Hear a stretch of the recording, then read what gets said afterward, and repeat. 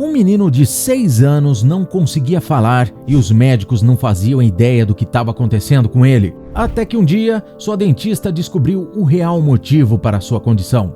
Era alguma coisa grave? O garoto conseguiu finalmente falar? É isso que veremos no vídeo de hoje. Antes, já deixe seu like e se inscreva no canal. Vamos nessa!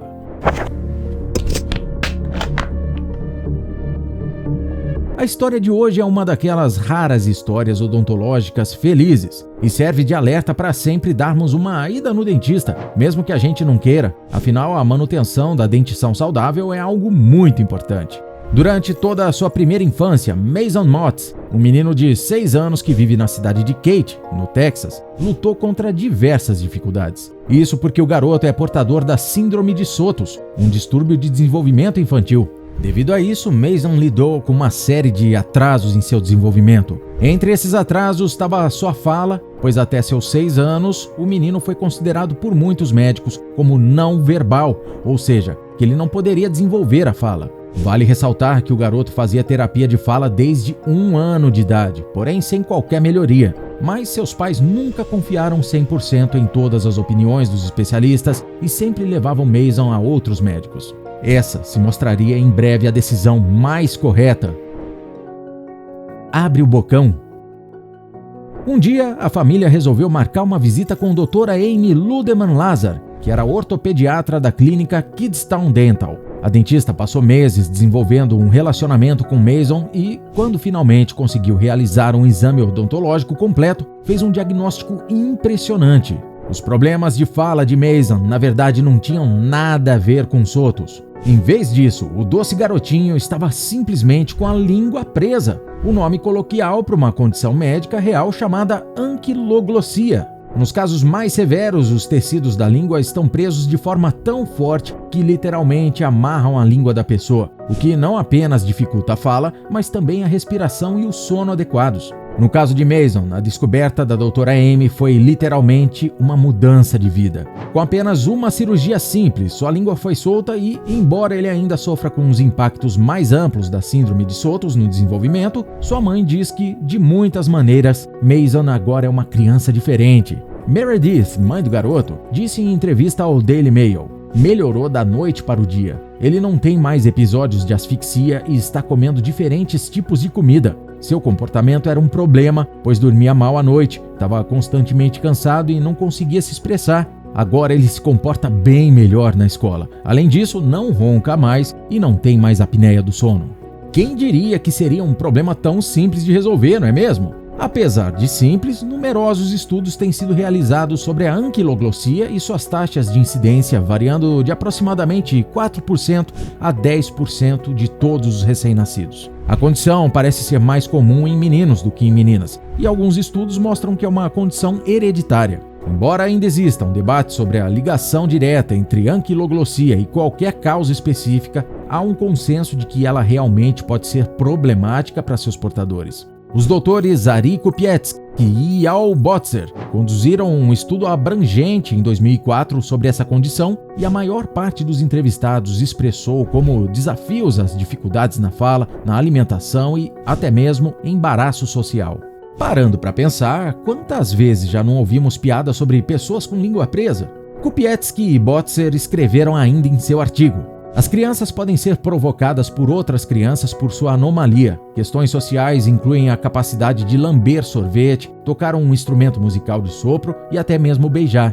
A Academia Americana de Odontopediatria recomenda que os bebês consultem seu dentista no primeiro ano e que seja preferencialmente um profissional bem treinado e observador que será capaz de diagnosticar a anquiloglossia com um exame físico básico. Assim, a solução do problema será bem mais simples. Diagnósticos para crianças mais velhas podem ser estimulados por complicações, incluindo problemas de desenvolvimento da fala, mas, novamente, só podem ser identificados por exame.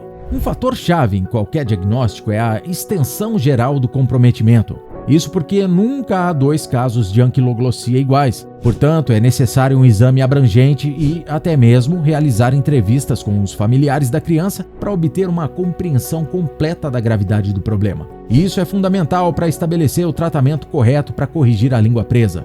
Os doutores Kupiecki e Botzer reforçam que o reparo cirúrgico deve ser adiado até a obtenção das avaliações e diagnósticos apropriados. É importante dizer que a cirurgia é rápida e relativamente indolor. Para crianças como Mason, a cirurgia realmente é uma dádiva de Deus.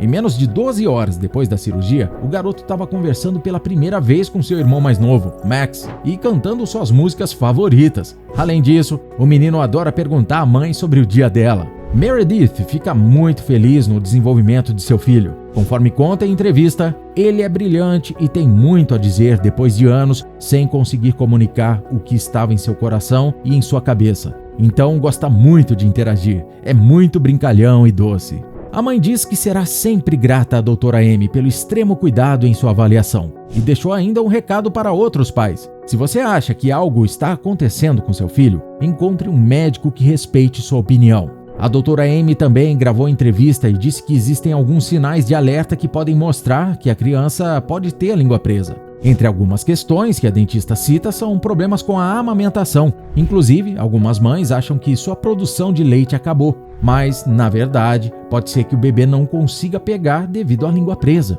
Outro sinal de alerta são crianças que têm dificuldades para engolir frutas, legumes e carnes e engasgam muito. Os pais tendem a achar que isso é frescura da criança, mas às vezes pode ser um problema médico. Outro fator de alerta são cáries inexplicáveis, ou seja, quando aparece cáries mesmo com uma alimentação muito saudável. Por isso, fiquem sempre atentos com a saúde bucal de seus filhos. Às vezes o problema acaba ficando bem maior justamente pela não detecção a tempo. O que é a síndrome de Sotos? Como falamos no início do vídeo, Mason é portador da síndrome de Sotos. Super curioso, você sabe o que é isso? O número de casos ocorre em 9 crianças a cada 100 mil nascimentos, tornando essa síndrome genética extremamente rara. Seu primeiro caso registrado foi nos Estados Unidos em 1964 pelo Dr. Juan Fernandez Sotos, endocrinologista pediátrico.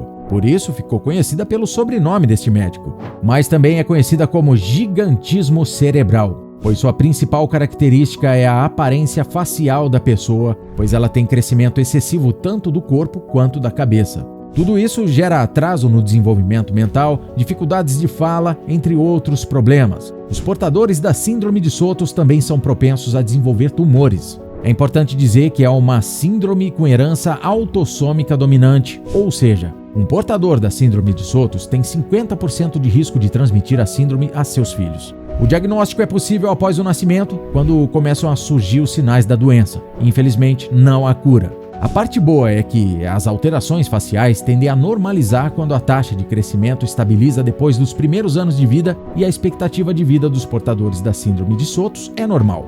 Ou seja, Mason terá a vida inteira pela frente para sorrir, brincar com seu irmão Max e tagarelar sobre o que ele quiser. Essa história nos dá algumas lições valiosas, não é mesmo? A doutora Amy nunca enxergou Mason apenas como uma criança portadora de uma síndrome genética e talvez seja por esse motivo que ela foi a única a perceber o óbvio. Além disso, casos como este servem para nos lembrar de não julgar as diferenças, porque isso pode afetar bastante a autoestima de uma pessoa. O importante mesmo é que Mason é a prova viva de como lidar com as adversidades, mantendo sempre a alegria. São casos como esses que a nossa equipe faz questão de trazer até você, pois mostram pequenas atitudes que acabam por transformar vidas. De fato, a história de Mason é realmente inacreditável. Confira também o caso desse bebê que nasceu sem cérebro e provou aos médicos o impossível. Clique e assista!